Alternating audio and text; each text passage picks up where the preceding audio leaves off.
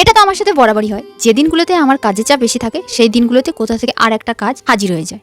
এখন বাজে রাত 11:40 আর আমি বানাবো এই কিউট বেবি ড্রেসটি। এটাও সত্যি, চোখের সামনে যদি এমন একটা কিউট ড্রেস পরে থাকে অন্য কাজে মন বসানো খুব কঠিন হয়ে যায়। এটা ছিল শনিবার রাতের ঘটনা, রাতেই কমপ্লিট করতে হবে কারণ পরের দিন দুপুরে অনুষ্ঠান, সাথে রবিবার সকাল 7টা থেকে 1টা পর্যন্ত ক্লাস।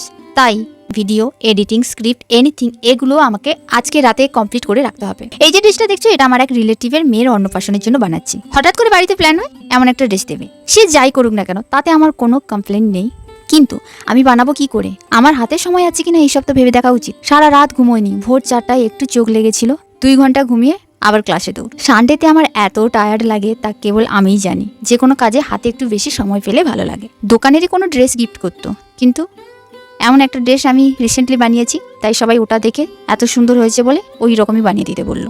অর্ডারের ক্ষেত্রে ক্লায়েন্টের কথা আগে প্রাধান্য দেওয়া হয়, তাই তাদের যেটা ভালো লাগে সেটাই করে দিই। কিন্তু এটা যেহেতু গিফট করা হবে তাই আমি আমার মনের মতো করে বানিয়েছি। তোমাদের কমেন্ট আমাকে মোটিভেট করে, কোনো জনের আবার হার্টও করে, আবার কখনো কখনো আমার হাসায়। বিনা বলছে দিদি আমার সব ফল ভালো লাগে শুধু 20 ফল বাদে।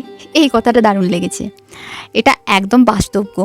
এখন ভিডিও পোস্ট করতে গেলে না মেপে ঝেপে বলতে হয়, না হলে ওই কথাগুলো শুনে যদি কোনোজন বলে তুই তো বলিস সব ফল ভালো লাগে তাহলে 20 ফল খা। আমি এমন একটা মানুষ, কোনো কিছু আমাকে ডিস্টার্ব করলেও আমি বলে ফেলি, মানে আমি ভেতরে রাখবো এক, বাইরে বলবো এক।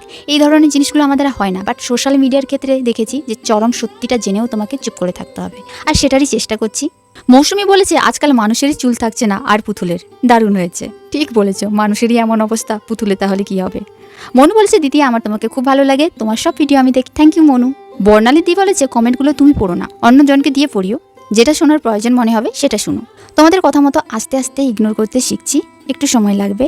আমার পড়ে শোনানোর তো কোনো জন নেই, তাই বিয়ের পরে যদি আমার বর মহাশয় এই দায়িত্বটা নেয় অবশ্যই তাকে এই দায়িত্বটা দেব, আর তোমার কথাটাও মাথায় রাখবো। তোমরা এত পজিটিভ কমেন্ট করেছো, কার কথা বলবো আর কার কথা বলবো না। যদি ফেসবুকে লাইভ করা যেত তাহলে আমি সরাসরি লাইভে এসে সবার কমেন্ট পড়তাম ও থ্যাংক ইউ বলতাম। প্রথমত এই কাজটা করতে আমি বেশি সময় পাইনি, তাই অনেক ডিজাইন করিনি, কিন্তু এটাও ঠিক সময় পেলেও আমি সিম্পল করতাম, কারণ আমার সিম্পল ডিজাইন বেশি ভালো লাগে। সময় আছে বলে বা করতে পারি বলে যেখানে সেখানে এটা ওটা দিয়ে ড্রেসটার কাটিং ওভারলুক খারাপ করে দেবো এমনটা নয়। তাড়াহুড়ো করতে গিয়ে রঙও ঘেটে ফেলেছি, এবার ঠিক করতে হবে।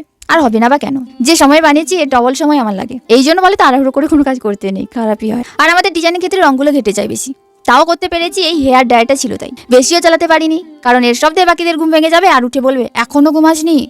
আমার হয়েছে সবে জ্বালা। পুচকির দাদা নাকি এটা পছন্দের একটা কালার, বাপি চাইছিল লাল দিতে, আমি বললাম সবাই তো লাল দেয়, আমরা একটু ডিফারেন্ট কিছু দিই। পুচকির বাড়ির সবাই খুব পছন্দ হয়েছে, আমি গিয়ে পড়িয়েও ছিলাম। দেখো কত সুন্দর লাগছে।